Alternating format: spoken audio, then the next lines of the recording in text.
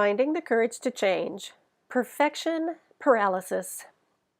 I sometimes describe myself as a recovering perfectionist. Perfectionism is the tool that I use to stay stuck. After all, if I can't do something perfectly, why would I try? This is perfection paralysis in action.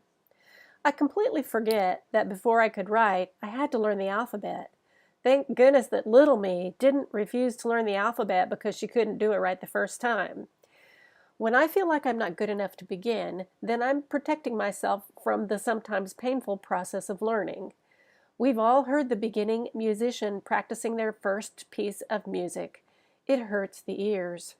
But if they don't give up, if they keep practicing, soon it's not painful anymore. It's beautiful. I can get trapped in perfection paralysis quite easily.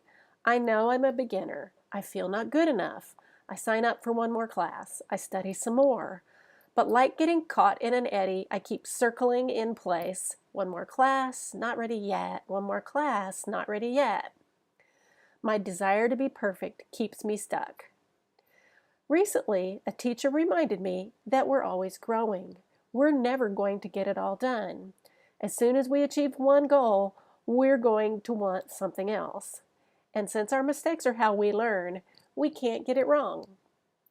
Never get it done, can't get it wrong, keep going. Today, whenever I start to get stuck, these simple ideas help me to break free from perfection paralysis.